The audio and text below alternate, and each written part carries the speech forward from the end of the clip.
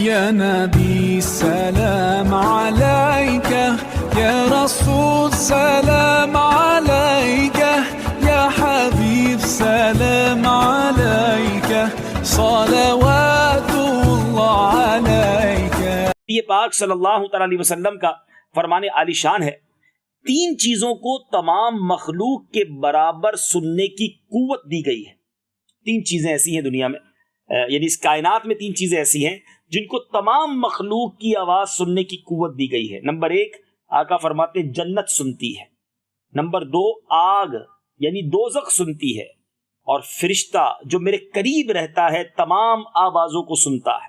جب میرا کوئی امتی کہتا ہے اے اللہ میں تجھ سے جنت کا سوال کرتا ہوں، تو جنت کہتی ہے اے اللہ عز و جل اس کو میرے اندر رہائش عطا فرما دے. اور جب کوئی امتی کہتا ہے اے اللہ عز و جل تو مجھے دوزخ سے پناہ دے دے، تو دوزخ کہتی ہے اے اللہ عز و جل مجھ سے اس کو پناہ دے. اور جب میرا کوئی امتی مجھ پر سلام بھیجتا ہے تو میرے سر کے پاس رہنے والا فرشتہ کہتا ہے یا محمد صلی اللہ تعالی علیہ وسلم یہ فلاں ہے، حضور کی خدمت میں سلام پیش کرتا ہے.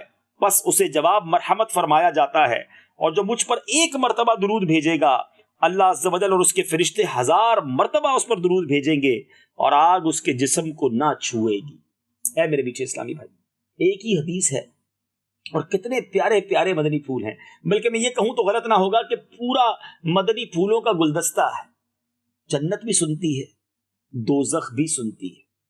اے میرے میٹھے اسلامی بھائی، آئیے آج اس سلسلے کی برکت سے اس حدیث پر گویا عمل کر لیتے ہیں. ہاتھ اٹھائیے، درود پاک پڑھ لیجیے. الصلاۃ والسلام علیک یا رسول اللہ وعلی آلک واصحابک یا حبیب اللہ. کیونکہ دعا سے پہلے اور آخر درود پڑھیں تو دعا قبول ہو جاتی ہے. اب میں دعا کرتا ہوں، آپ آمین کہیں.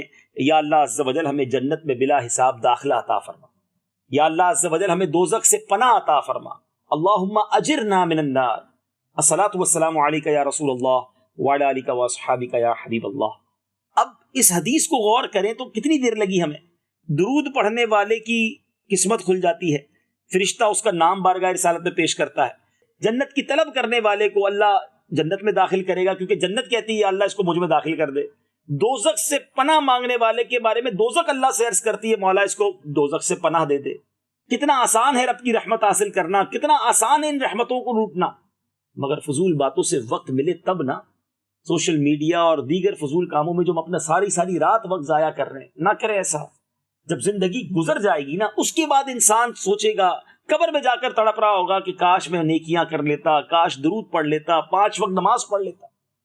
اس کے بعد موقع نہیں ملے گا مدنی چینل کے ناظرین.